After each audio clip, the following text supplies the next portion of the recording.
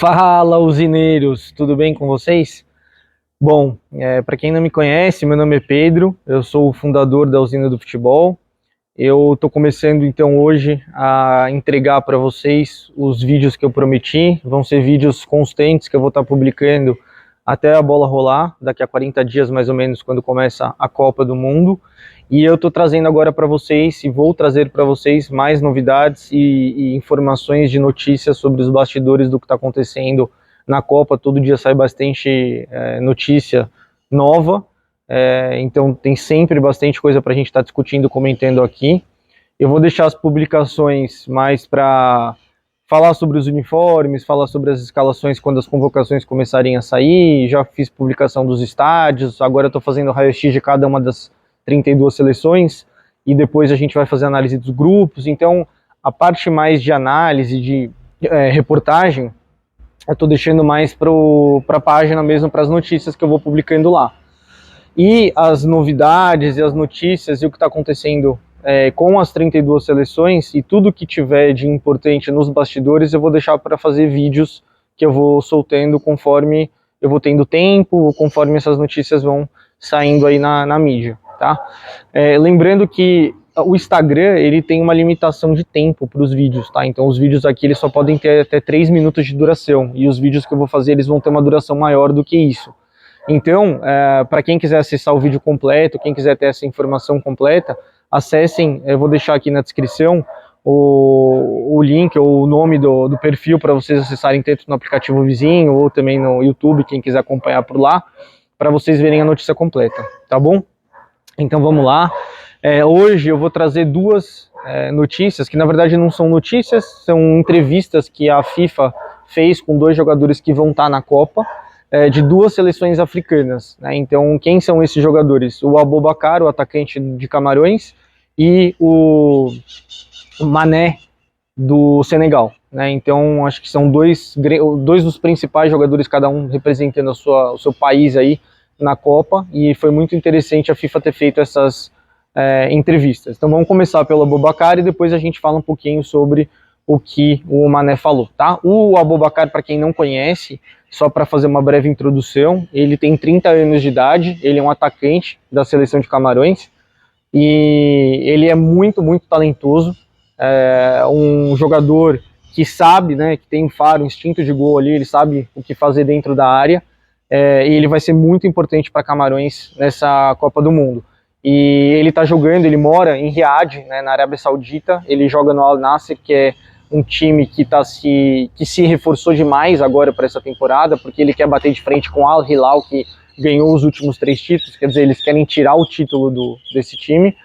Então eles conseguiram o goleiro da Colômbia, lá, o Ospina, um brasileiro. Então assim, eles estão gastando bastante dinheiro, e o Aboubakar foi uma das contratações que eles fizeram junto ao Besiktas da Turquia, e trouxeram ele para lá. E o Aboubakar falou nessa entrevista que ele ficou realmente surpreso como é quente, como é calor lá na Arábia Saudita. Você imagina ele, né, que é um jogador que já é africano, quer dizer, já está acostumado a temperaturas altíssimas, mas imagina para ele falar isso, como ele sentiu essa questão da temperatura da Arábia, muito, muito quente, e que ele foi super bem recebido lá, super bem tratado. Ele já vinha de uma comunidade, de uma região que é muçulmana, então ele conseguiu se adaptar bem, e ele está gostando muito de morar lá e de jogar lá. Ele está bem feliz com o que está acontecendo nesse momento da carreira dele. E o Aboubakar, ele falou que ele é um jogador muito focado, muito centrado, tanto que em 2010, quando ele foi convocado para disputar, né, a Copa do Mundo, ele tinha só 18 anos, e ele só tinha 1 ano de experiência na seleção, então ele ainda era muito jovem, e mesmo assim foi uma coisa que enalteceu muito o potencial dele, fez ele crescer muito na carreira, né, porque ele era muito novo ainda. E em 2014, né, que ele também disputou a Copa, ele não conseguiu marcar nenhum gol. Ele jogou contra a Croácia, jogou contra o Brasil, mas não conseguiu balançar as redes. Ele ficou um tempo de jejum aí sem marcar gols. Em 2017 ele estava num jejum muito grande, inclusive ele tinha até ido para o banco, né? Algumas partidas ele entrava, ele costumava entrar, mas não era titular assim garantido, porque estava no jejum. E aí na final, né, da Copa das Nações Africanas de 2017, o jogo era contra o Egito, Tava 1-1, o Camarões tinha acabado de empatar, acho que aos 14 do segundo tempo, se eu não me engano, e aí ele entrou do banco, né, no segundo tempo, o técnico deu uma chance para ele, e aí ele foi lá e fez um golaço e garantiu o título para a seleção de Camarões, título importantíssimo, foi o quinto título do país, e o Eto'o e o Roger Milá, os dois maiores jogadores da história de Camarões, estavam nas arquibancadas, então ele se sentiu muito orgulhoso por fazer esse gol, e ele realmente acabou ajudando demais ali naquela conquista. Inclusive, no ano de 2021 agora, nessa última Copa das Nações Africanas, jogaram contra o Egito de novo, só que semifinal em vez de final, e acabaram que ele foi o único jogador que marcou na disputa de pênaltis.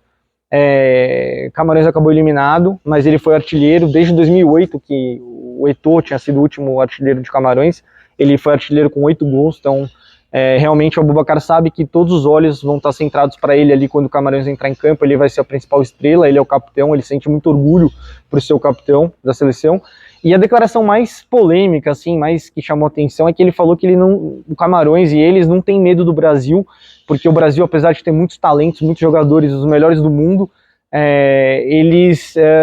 a gente não tem um time unido, né? Ele falou que o Brasil não tem união, não tem assim essa parte de química entre os jogadores, de entrosamento mesmo, e isso é necessário numa Copa do Mundo. Não adianta você ter um time bom no papel, só bons jogadores. Então ele falou disso e falou que Camarões não está preocupado se o que o Brasil vai fazer, ou como que o Brasil vai na Copa. Eles estão focados em Camarões, né, na seleção deles, e eles querem superar a seleção de 1990 do Roger Milá, que foi até hoje, né, uma das maiores, se não a maior seleção africana numa Copa do Mundo. Então eles estão muito confiantes de que eles conseguem, apesar de ser um grupo difícil, ir bem nesse grupo e garantir vaga pelo menos para as oitavas de final. Ele está bem confiante e vão respeitar a Sérvia, a Suíça e o Brasil, mas eles estão muito centrados. A outra, então bem bacana essa entrevista do Aboubacar. A outra entrevista foi com o Mané. O Mané está muito feliz porque ele meio que carregou aí a Senegal nas costas para o primeiro título da história do país na Copa das Nações Africanas. A Senegal é o atual campeão africano, na minha opinião, a seleção que tem mais chance de ir o mais longe possível aí na Copa, né, de todas as seleções africanas que estão na Copa, que eu mais boto fé e confio é Senegal, e ele está muito orgulhoso porque ele fez o gol, né, da classificação para a Copa do Mundo, que foi contra o Egito, e inclusive também foi contra o Egito a própria final da Copa das Nações Africanas. Então o Egito acabou sendo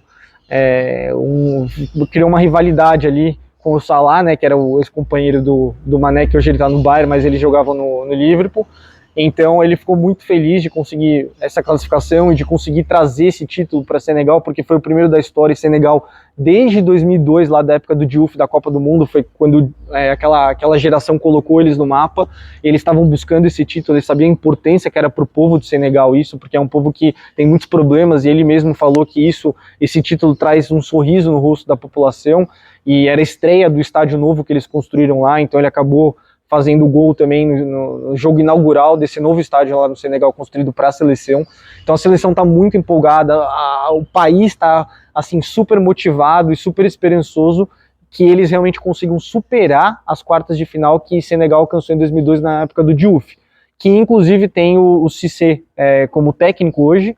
E ele falou também do Cissé, que o Cissé é visto como um irmão mais velho para todos, como se fosse tipo o Filipão aí, ele conversa com todo mundo, ele sabe como conversar com os jogadores, ele entende, todo mundo respeita muito, escuta o que ele fala, ele era um dos principais jogadores daquela edição de 2002, quando o Senegal fez aquela magia e conseguiu fazer o que fez e chegou nas quartas de final. Então eles estão com essa energia de, por serem inspirados por aquela geração, conseguirem superar e ir bem agora na Copa do Catar, passando do grupo e avançando eventualmente até a semifinal, onde eles precisam chegar para bater esse recorde. Ele falou que tem que respeitar o Equador pelas eliminatórias ótimas que eles fizeram. O Catar, por ser o atual campeão asiático, assim como eles são da África, também merece muito respeito. E obviamente a Holanda, que tem um super time, é super bem ranqueada e potencialmente a favorita do grupo. Então eles vão entrar humildes, jogo por jogo, vão olhar um jogo de cada vez, mas eles estão muito confiantes que eles vão conseguir pelo menos empatar ali com a campanha do Senegal de 2002. Então muito interessante essas duas entrevistas, e por hoje é isso. Aí eu venho com outros vídeos aí ao longo dos próximos dias. Muito obrigado pela atenção de todos aí, e a gente se vê por aí.